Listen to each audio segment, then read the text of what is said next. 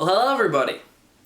So, I just kind of want to do a little informal sit-down, little discussion here, because it's been something that's been in the back of my head for about a day now, ever since the, if you saw on all the major ETailers and on Hasbro yesterday, the video game SpiderMan suit went up for an absolutely absurd MSRP, and I kind of wanted to just sit down and talk about it, because I got the gears rolling the old noggin, and I'm probably going to do a longer length video, more like a video essay. I've been thinking about this.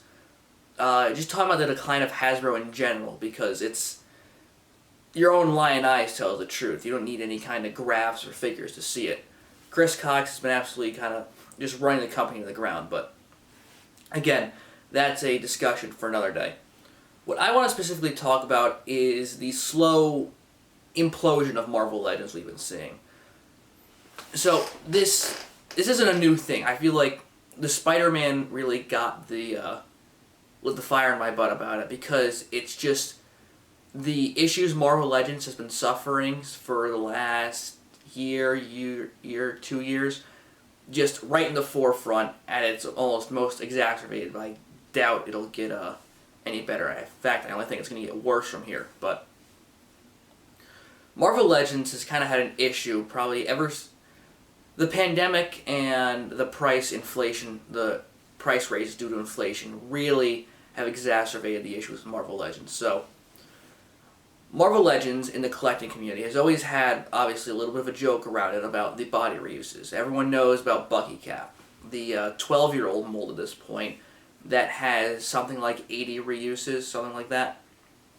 It's absurd. It's a dated mold, and we still see it too, but that was back when they were charging a much lower MSRP, so we keep getting these reused bodies. So Bucky Cap, we still have a figure coming out with it using this year. Orb, I think, or from the Puff Adler wave, whatever it was. He still uses Bucky Cap, and it's $25 for a mold that wasn't even really worth $20 in the price raises way back when. And now you're still getting it for $25 with less accessories. That's another thing too in Marvel Legends. The value just isn't there for the price point they're trying to push at. Because since COVID, they've bumped the prices from about $22 to $25, which usually comes out to like $27 after tax, which we're just going to stick with the regular MSRP, which is $25. Cool, alright? If you want to give us $25, I get the inflation's a factor to it. But you guys are also reusing parts you already have. So the value isn't there from the consumer perspective. So if you guys want to start charging $25 and keep reusing body bucks, then you kind of have to throw a little more accessories on it. But as a matter of fact, they've been doing the exact opposite. Because now you get figures with, a majority of figures nowadays only come with maybe an extra set of hands. I can count a good couple figures recently who come out with nothing, who only have, not even a pair of hands, like a Speedball from the Controller wave.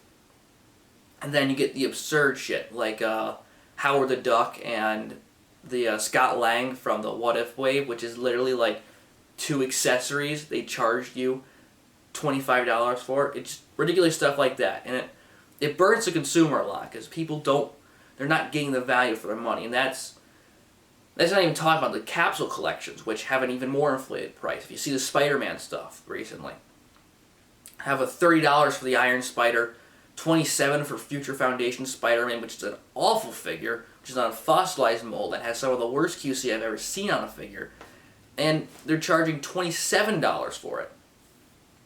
It's absurd, which brings us now to the PS4, 5, whatever it is, Spider-Man. I didn't play the game, where you have that figure coming out for $35. $35 for a mold they already have. They've used it twice so far, and they've sold the mold for $27. It was in a 2-pack and a 3-pack, their New Year Vows 2-pack and a Daredevil 3-pack, which if you divide the cost between the figures comes out to roughly around like $27. So you have a mold you already have, a web accessory you've used since 2012, 2 other web accessories you've had since like 2018, and less hand options on the Renew Your Vow body. They didn't include the there's only one wall crawling hand and one web spinning thwip hand, when the Renew Your Vows version had 2 for each, because you have the set. And it's just, so all that for $35.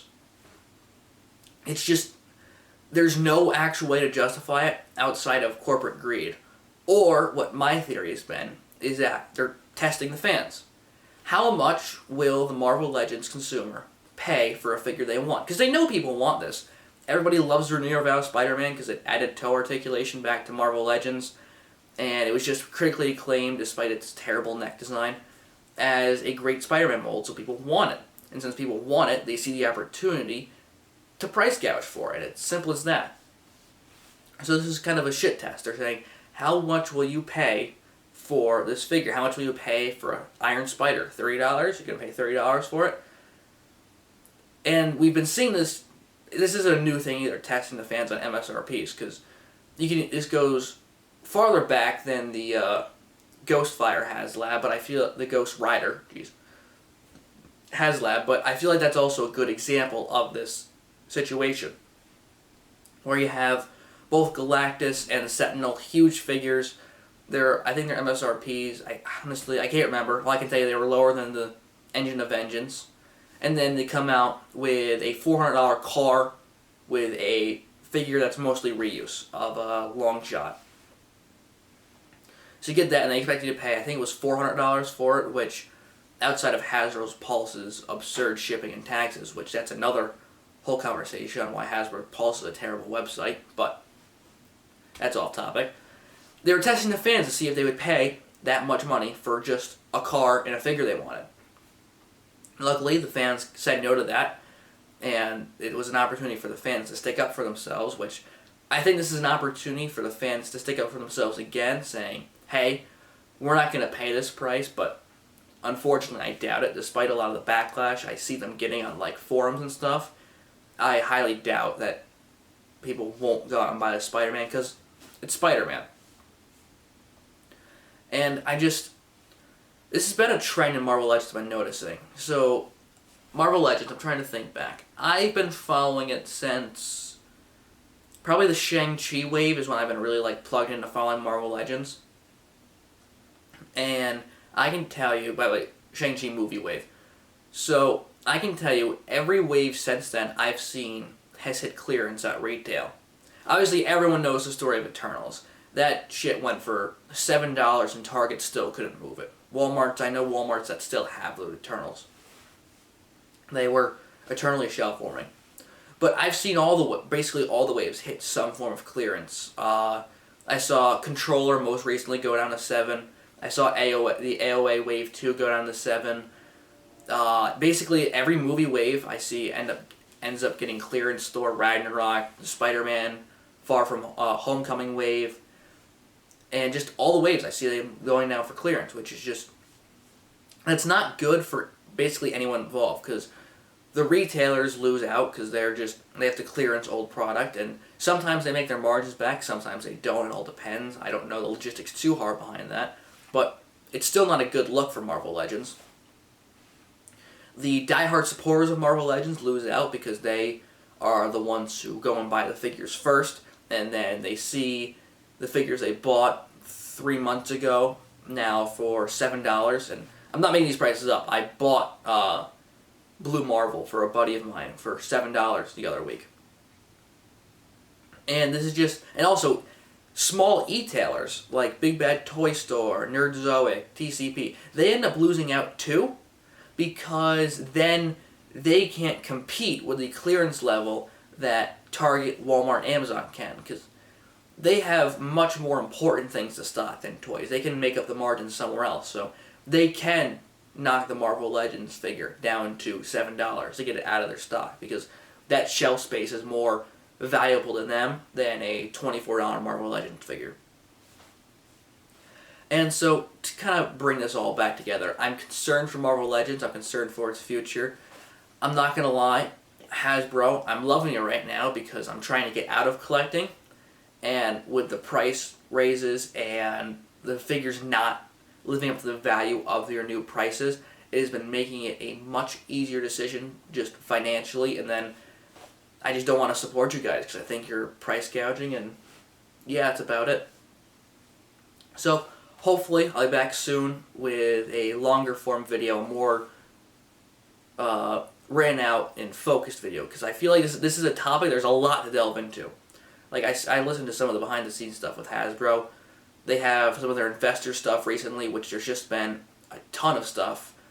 Chris Cox wants to bring operating profits to up 50% in next year. And frankly, you can see it because things like windowless packaging, that's actually something I want to touch on.